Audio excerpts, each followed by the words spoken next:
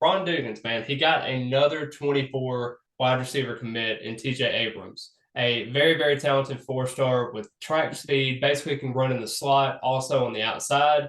You got a guy like Cameron Fryer. His dad played at Florida State. His uncle played at Florida State as well. He's a legacy recruit. He knows the ins and outs of Florida State in total. Now you have two wide receivers that are, I think, both of them are 5'11. If not, one of them is 5'10, one of them is 5'11.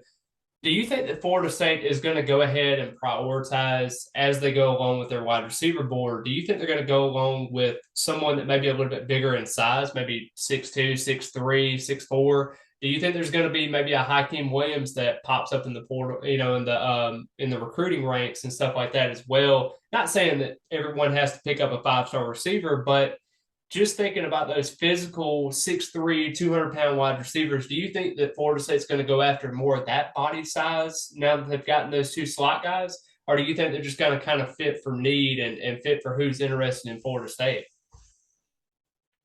Ooh, I think me personally, I think they need to go after some size because if just say if Johnny Wilson have a good season, then he'll be gone. Then Malik McLean, he's already gone. Yep. So you probably have like I mean you have Deuce Span, and hopefully I'm not forgetting nobody.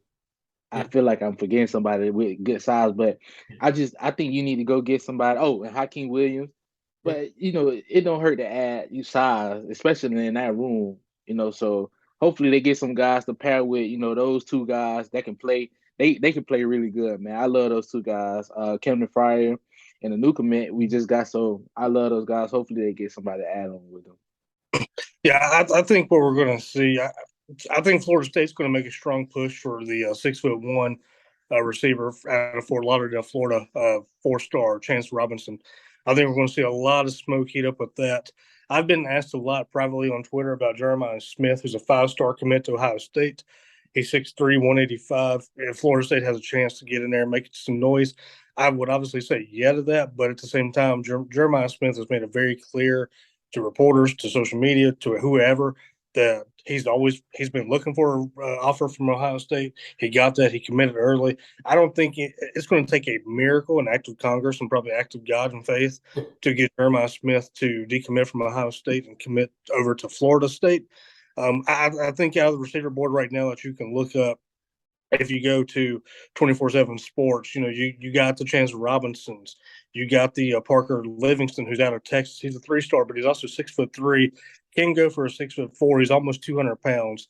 So you got him. You got other guys like that you can make a move for.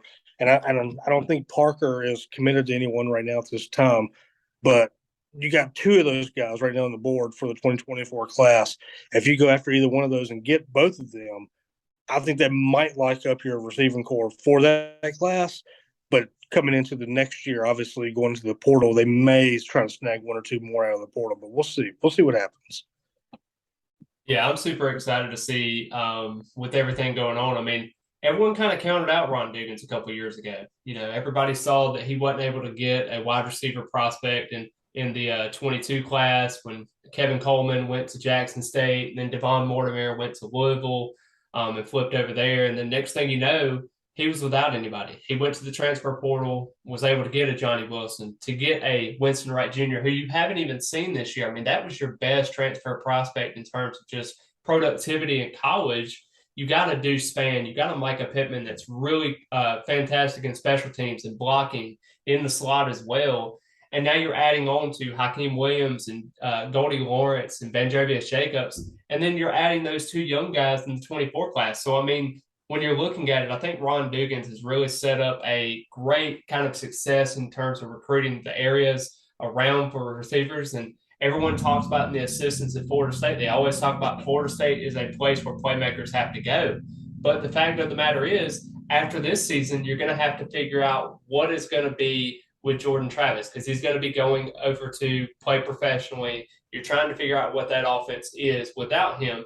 You have a Tate Rodemaker, you have an AJ Duffy, you have a Brock Glenn that's already committed, and then you also have Luke Kromenhoek, who is a very talented 24 prospect in this 24 class.